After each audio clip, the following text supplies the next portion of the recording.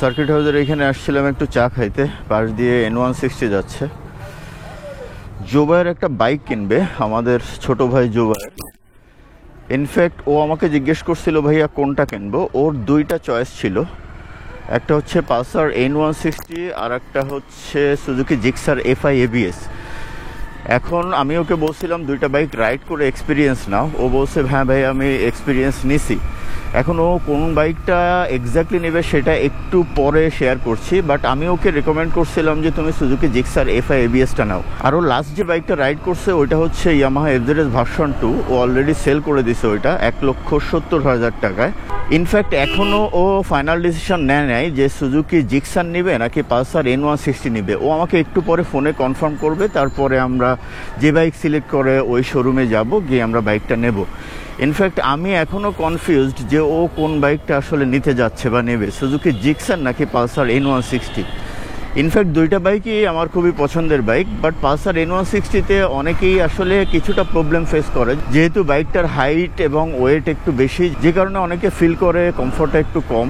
So এই হচ্ছে ব্যাপার। আদারওয়াইজ পালসার N160 সব কিছুই মানে আমার কাছে একেবারে সেই লেভেলের মনে হয়। মানে বাজাজের একটা মাস্টারপিস বাইক আমার কাছে মনে হয় যে বাংলাদেশে পালসার N160। সো ওভারঅলি এই হচ্ছে ফ্যাক্ট। আপাতত যাচ্ছি সোনাডাঙ্গায়, ছোট্ট একটু কাজ আছে, এর ভেতরে হয়তো জোবায়ের আমাকে ফোন করবে, করে ওর ডিসিশনটা জানিয়ে দিবে যে কোন বাইকটা নেবে। এই হচ্ছে বিষয়। এখন দেখা যাক ও পালসার N160 নেয় নাকি সুজুকি জিক্সার FI ABS নেয়। এই হচ্ছে রাফি ট্রেডার্স।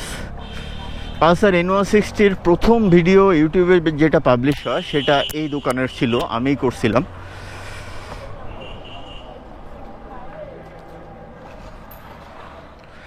কি অবস্থা ব্রাদার? আমাদের বাইক কি এটা? ওকে, এই হচ্ছে আমাদের পালসার N160, এটা আমরা নিতে যাচ্ছি। আচ্ছা, N160-র এখন প্রাইস কত আসছে? লাইটটা একটু জ্বালায় দেন। N160-র মার্কেট প্রাইস কত এখন? 2,64,900। আচ্ছা, ডিসকভার এটা কত? 100 না 125? 110। এটার প্রাইস কত?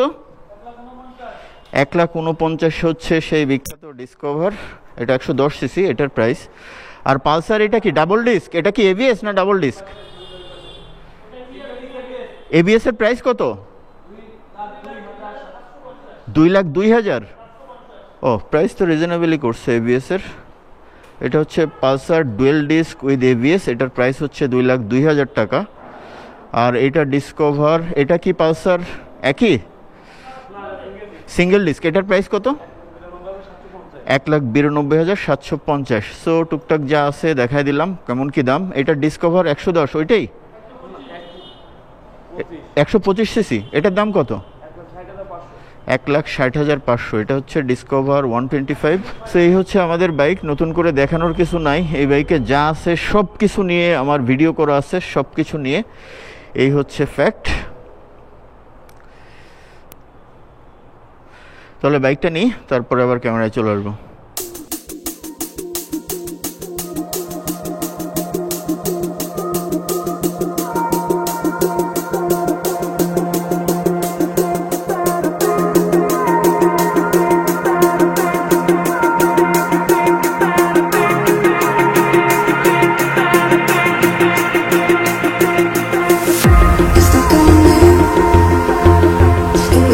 আমাদের বাইক কেনা শেষ, এখন হচ্ছে তেল ভরতে যাচ্ছি। না, এই আমি ক্যামেরায় কথা বলতেছি। তেল ভরে আমরা একটু ময়ূরীতে গিয়ে হালকা শট নিব। তারপরে হচ্ছে শট নেওয়ার মূল হচ্ছে যে ও জিক্সার FI বা ABS বাদ দিয়ে কেন এটা নিল, ওর লজিকটা কি। আর হ্যাঁ, এখানে যে N160-র জন্য স্পেশালিস্ট যে আছে রাফি ট্রেডার্সে, সে একটা ভালো ইনফরমেশন দিল। সেটা হচ্ছে এই বাইকটা কত ডিগ্রি ক্র্যাশ করলে বললো? 60 ডিগ্রি যদি কাত হয় তাহলে স্টার্টটা অটো বন্ধ হয়ে যাবে, মানে ক্র্যাশ করলে তখন হচ্ছে এটা খুবই কাজে দেয়। এই ইনফরমেশনটা আমি জানতাম না। মানে সেন্সরটা এমনভাবে সেট করা যে এই বাইকটা যদি 60 ডিগ্রি লিন হয়ে যায় তখন স্টার্টটা অটো বন্ধ হয়ে যাবে, মানে আপনি ক্র্যাশ করলে ও স্টার্টটা অটো ছেড়ে দিবে 60 ডিগ্রি কাত হওয়ার পরে। 3 গিয়ারে রাইড করতেছি। এই বাইকের সব কিছুই আমার জানা, সব বিষয় এক্সপেরিমেন্ট করা। হ্যাঁ, সিটিং পজিশনটা একটু স্পোর্টি, যে কারণে অনেকেই একটু লং রাইডে প্যারাফিল করে। যদিও আমি পার্সোনালি কখনো প্যারাফিল করি নাই, আমার কাছে ওকে মনে হয়েছে, বরং একটু ভালোই লাগে, একটা স্পোর্টি একটা ভাব সবসময় থাকে আর কি। বাট আর একটু কমফোর্টেবল করলে কমিউটার পারপোজে যারা ইউজ করে তাদের জন্য আমার মনে হয় ভালো হতো। যেহেতু নতুন বাইক, ব্রেকিং পিরিয়ড সবসময় মেনটেন করা উচিত, অ্যাটলিস্ট 1000 কিলোমিটার পর্যন্ত মেনটেন করা উচিত। হাই রেপ করা উচিত না, মানে সর্বোচ্চ 6 আরপিএম 6 এর নিচে রাইড করা উচিত। আর 1000 কিলোমিটারের কাছাকাছি এসে মাঝে মাঝে একটু রেপ করা উচিত, মাঝে মাঝে একটু হাই আরপিএম এ গিয়ে আবার ছেড়ে দিয়ে আবার লো আরপিএম এ, মানে গিয়ার শিফটিংটা যত ফ্রিকুয়েন্টলি করবেন তত বাইকের ব্রেকিংটা ভালো হবে, এই হচ্ছে ফ্যাক্ট। N160 বাইকের সব থেকে বড় যে পজিটিভ জিনিস সবাই যেটা ফিল করে এই বাইকটা রাইড করে, সবাই একটা কথাই বলছে আজকে যারা এই বাইকটা ফার্স্ট একটু আগে ট্রায়াল দিল, যে ভাই ব্রেকিং দুর্দান্ত, মানে one of the best breaking এই বাইকটার, অসাধারণ ব্রেকিং। হ্যাঁ 17 বছরের বুড়ো পালসার, 3 জন নিয়ে টানতেছে, আবার হেলমেট নাই।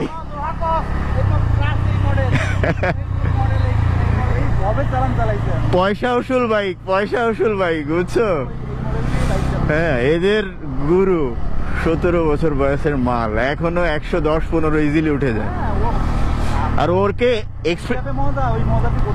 এক্সপ্রেসওয়েতে নিয়ে গেলে এই 120-22 ইজিলি টাচ করবে এখন। যাই হোক, আজকে এই পালসার N160টা আমরা কিনলাম, কিনে আমাদের কাছে মনে হয়েছে যে আমি সেই পুরনো জায়গায় আবার চলে গেছি। বাইকটা যখন লঞ্চ করছিল ওই টাইপের একটা ফিল পাইছি। এই N160 নিয়ে আমার সব লেভেলের এক্সপেরিমেন্টই করা আছে, এটার speeding, off-road, on-road, touring, plus এটার ব্রেকিং সব টেস্টই করা আছে। আপনারা চাইলে, প্লাস মাইলেজ টেস্টও করা আছে, আপনারা চাইলে আমি ডেসক্রিপশন বক্সে দিয়ে দিচ্ছি, আপনারা একটা একটা করে দেখে আসতে পারেন।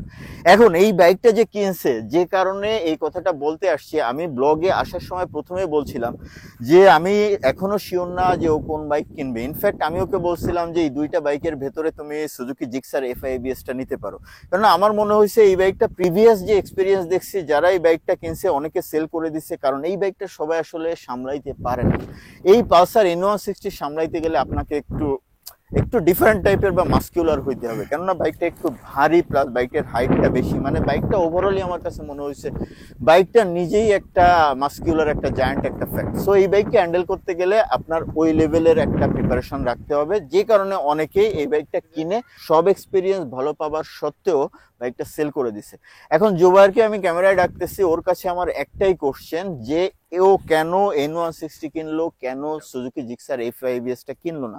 জুবাইর প্লিজ, জুবাইরকে আমি রিমান্ডে নিচ্ছি। ওই পাশে আরো 2 ভদ্রলোক আছে, দেখা দাও, যারা ওয়েট করতেছে বৃষ্টির ভেতরে। সেও রিসেন্টলি বাইক কিনবে, R15 ভার্সন 4। হ্যাঁ আচ্ছা, R15M, রাইট, ওকে। এই হচ্ছে আমাদের জুবাইর সাহেব। জুবাইর সাহেব, কি অবস্থা? নতুন বাইক তো আপনি কিনলেন। হ্যাঁ আলহামদুলিল্লাহ, কেমন লাগতেছে? খুব ভালো।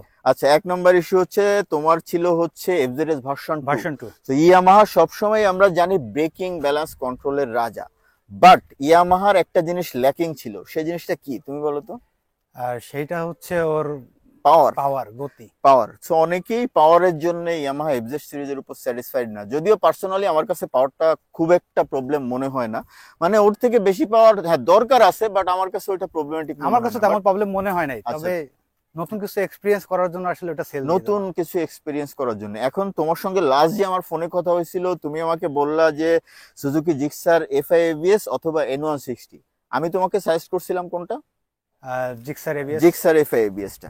তারপরেও তুমি কিনলা হচ্ছে N160। ভাই তুমি লজিক দাও যে কেন ও সুজুকি জিক্সার FI ABS না কিনে পালসার N160 কিনলো, লজিকটা আমাদেরকে। লজিকে যদি আসি, আমার লজিকে আসলে এটা হচ্ছে আগে আপনার এয়ার কুল ইঞ্জিন আমি এটা ইউজ করছি।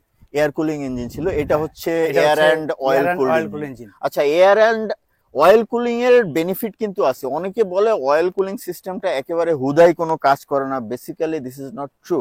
ট্রু ফ্যাক্ট হচ্ছে অয়েল কুলিং ইঞ্জিন কখনো সিজ করে না, বা রেয়ারলি সিজ করে, বা অয়েল কুলিং ইঞ্জিনগুলো সিজ করার পসিবিলিটি এয়ার কুল থেকে অনেক অনেক কম। এই হচ্ছে অয়েল কুলিং এর একটা বেনিফিট, যদিও টেম্পারেচার খুব বেশি পরিমাণের কমাইতে পারে সেটা না। হ্যাঁ, এখন বলো, একটা হচ্ছে তুমি এয়ার কুলড ছিল তোমার FZ, এটা হচ্ছে অয়েল কুলড, সো কুলিং সিস্টেমটা তোমাকে অ্যাট্রাক্ট করছে। আর কি অ্যাট্রাক্ট করছে? আর হচ্ছে এই বাইকটা কি রাইড করছিলা কেনার আগে? 1-2 বার রাইড করা হয়েছে। আচ্ছা, রাইড করলে তো তোমার ওইখান থেকে একটা এক্সপেরিয়েন্স পাইছো, সো বলো যে আসলে কারণটা। এর গর্জিয়াস লুকিংটা ভালো লাগছে, মানে FZ থেকে লুকিংটা তোমার এটা বেটার মনে হচ্ছে? অনেক বেটার মনে হইছে। মিটার কনসোল নিয়ে মিটার কনসোল সেমি ডিজিটাল আমার অনেক পছন্দের। আচ্ছা, লাগে থেকে এটা সিবিআর থেকে এর প্রেমে পড়ছিলাম। আর প্লাস হচ্ছে এটা যথেষ্ট ইনফরমেটিভ, মানে যা যা দরকার একটা ইনস্ট্রুমেন্ট ক্লাস্টারে সবই তো এটাতে আছে। তো তোমার আরেকটা রিজন ছিল হচ্ছে চয়েস করার, এটা মিটার কনসোলটা তোমার পছন্দ ছিল, কুলিং সিস্টেম, লুকিং, এই তিনটা। আর কিছু? এখন তুমি তো আজকে একটু রাইড করলে, আগেও রাইড করছো, সো রাইড এক্সপিরিয়েন্সটা আসলে ওর এফজেড থেকে এটা ডিফারেন্সটা কি? পাওয়ার প্লাস ইঞ্জিন রিফাইনমেন্ট নিয়ে বা ব্রেকিং নিয়ে তোমার টুকটাক যে এক্সপিরিয়েন্স হলো, এটাতে তোমার কি মনে হয়? এফজেড এর থেকে এটা টোটালি ডিফারেন্ট। ডিফারেন্ট? হ্যাঁ, অনেক ডিফারেন্ট, একটু পাঞ্চি, মানে পাওয়ারফুলটা বেটার। হ্যাঁ, আচ্ছা, ইঞ্জিন রিফাইনমেন্ট তোমার কেমন মনে হয়? খুব ভালো লাগছে, গিয়ার ক্লাস কম্বিনেশনটা জোস। গিয়ার ক্লাস কম্বিনেশনটা পছন্দ হয়েছে। ইঞ্জিন রিফাইনমেন্ট তেমন ভাবে এক্সপেরিয়েন্স করা হয় নাই, তবে যতটুক ব্যবহার করে দেখছি, হ্যাঁ, হুম, যথেষ্ট রিফাইন মনে হয়। সো আর কোনো কারণ কি আছে? যেমন একটা জায়গায় হচ্ছে ইস্যু থাকে, সেটা হচ্ছে যে এটার পেছনের টায়ার এফজেড এ হচ্ছে 140/60 আর এটাতে হচ্ছে 130/70, মানে এইটা টায়ার সাইজটা উঁচু একটু বেশি আর এফজেড এর হচ্ছে চওড়া বেশি। সো এটা নিয়ে তোমার কি কোনো অতৃপ্তি আছে এই N160 টায়ার সাইজটা নিয়ে, পেছনের টায়ার সাইজ? টোটাল যদি বাইকে সবকিছু দেখি তো টায়ারটা একটু ল্যাকিংস আছে। টায়ারটা একটু ল্যাকিংস মনে হয়েছে। টায়ারটা যদি এফজেড এর সমমানের প্রোফাইলের টায়ার দিত মনে হয়েছে আর একটু বেটার হতো। হ্যাঁ, আরো বেশি। বাট এখানে ফ্যাক্টটা হচ্ছে, আমি তোমাকে একটু বলি, হোন্ডা সিবিআর এ কিন্তু সেম সাইজের টায়ার, আর এটা যেহেতু ডুয়েল চ্যানেল এবিএস, আমি একটু আগে রাইড করতে করতে বলছিলাম যে বাংলাদেশের যত বাইক আমি রাইড করছি, যে one of the best braking system এটা, সেটা অলরেডি বোধহয় তুমি ফিল করছো টুকটাক কিছু এক্সপেরিয়েন্সে। সো টায়ার সাইজ তোমাকে কখনো ব্রেকিং নিয়ে কোনো ধরনের কোনো প্রবলেম করবে না, বা কর্নারিং বাইকটার ওয়েটের দিকটা যদি দেখি, ব্যালেন্সটা ভালো পাবে, ব্যালেন্স ভালো পাবে এই টায়ারে মনে হচ্ছে আমার। হ্যাঁ, এবং আমার এক্সপিরিয়েন্স যেটা বলে যে তোমার এই মনে হওয়াটা ইনশাল্লাহ সত্যি হবে, এই হচ্ছে ফ্যাক্ট। আর ওভারঅলি কংগ্রাচুলেশন, তাই তো জাহিদ? কংগ্রাচুলেশন তোমার নতুন বাইকের জন্য। এটা নিয়ে হয়তো পরে আমি টুকটাক কিছু আরো ভিডিও করতে পারি, যেমন হিরো থ্রিলার 4V আসছে, বাইকটা অ্যাভেলেবেল হলে ওই বাইকটার সাথে একটা কম্পেয়ার করবো, মানে বাইকটা যদি আমি পাই, এই হচ্ছে বিষয়। সো আর কিছু বলার আছে? না, কিছু বলার নেই। So thank you. আমরা জেনে নিলাম যে ও কেন পালসার N160 নিল, সুজুকি জিক্সার FI ABS না নিয়ে। তবে এই ব্যাপারে আশিক ভাইকে অনেক ধন্যবাদ জানাতে চাই, কেন সে একটা আমাকে মানে ভালো একটা গাইডলাইন দিছিল। আচ্ছা, এই বিষয়টা আমি ভাবছি ডিসকাউন্টের কথা বলবো, যে ভালো একটা ডিসকাউন্ট। এটার বর্তমান দাম হচ্ছে 2,64,900 টাকা বা 2,65,000 টাকা। সো এইখানে মোটামুটি আমরা ভালো একটা ডিসকাউন্ট পাইছি রাফি ট্রেডার্স থেকে। Thank you Rafi traders. ডিসকাউন্টটা কত পাইছি এটা বলবো না, বাট মোটামুটি ভালো লেভেলের ডিসকাউন্টই পাইছি। সো এই হচ্ছে ওভারঅল আজকে আমাদের ছোট্ট গল্প। জুবাইরের কাছ থেকে জেনে নিলাম ও কেন জিক্সার FI ABS না নিয়ে এটা নিল, প্লাস এটা নিয়ে তৃপ্তি অতৃপ্তি এই টাইপের আরো হয়তো অনেক কিছু আসবে। আর জুবাইরকে ওভারঅলি কংগ্রাচুলেশন এগেইন ওর নতুন বাইকের জন্য। আর আমার টিপস থাকবে, এই বাইকটা যেহেতু একটু ভারী, প্লাস টার্নিং রেডিয়াসটা একটু প্রবলেম করে অনেক সময়, বা হাইটটা একটু বেশি, সেক্ষেত্রে ইনিশিয়ালি টার্ন করার সময় একটু বেশি যেন সতর্ক হয়ে টার্নগুলো করে বা মোড় ঘুরে, সেক্ষেত্রে ওর রিস্কটা কম থাকবে, বা আস্তে আস্তে যখন অভ্যস্ত হয়ে যাবে তখন এটা ওর জন্য কোনো ধরনের কোনো প্রবলেম হিসেবে কাজ করবে না। সো গাইস, তাহলে আজকের মতো এখানে রাখছি। Tata, bye bye.